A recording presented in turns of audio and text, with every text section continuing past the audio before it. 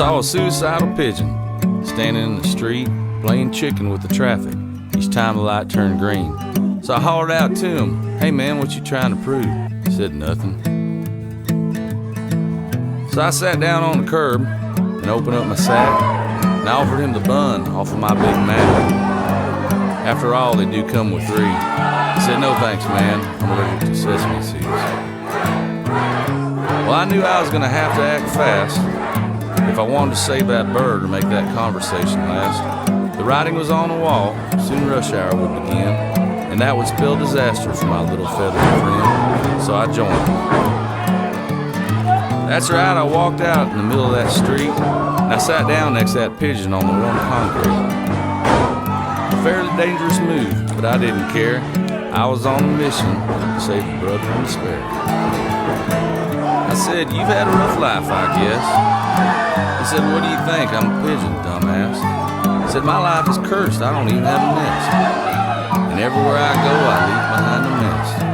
Then he told me a story.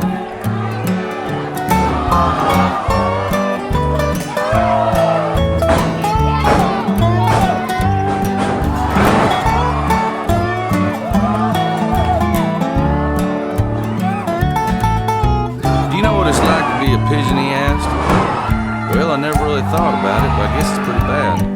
He said, "We're at the bottom of the food chain as far as birds go, and I've forgotten more about others than you'll probably ever know. People don't take us serious, and I don't know the reason. I mean, when's the last time you heard, 'Hey man, it's opening day of pigeon season'? And you never see a pigeon on a stamp or a dollar bill, or on a flag, or with an olive branch or some symbol of goodwill." I said, "Yeah, you got a point." He said, "When I was younger, I fell in love with this chick. She was graceful, easy to look at, and had a wingspan that wouldn't quit. When I first met her, I tried to palm myself off as a dove, but eventually Mother Nature robbed me of my first true love. You see, I started putting on a weight, then my feathers changed colors, and almost overnight I developed this foul-smelling odor. I knew it was only a matter of time before she lost interest, so I bade farewell to my fair-weather princess."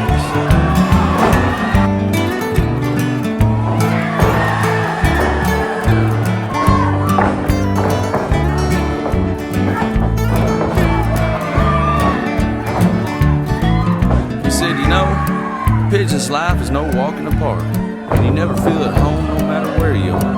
I said, "Yeah, I know the feeling. It's hard to fit in." He said, "So what do you do for a living?" I said, "I'm a musician."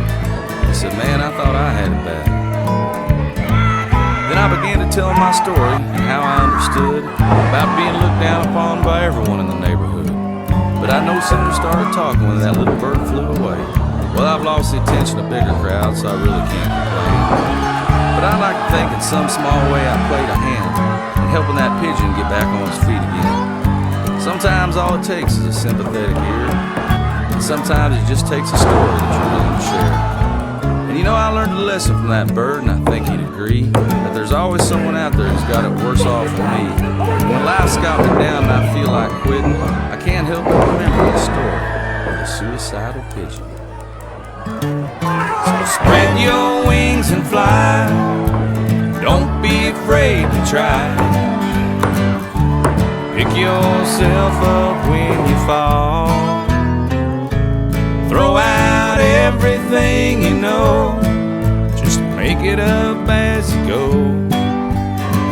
There's a little imagination in us all.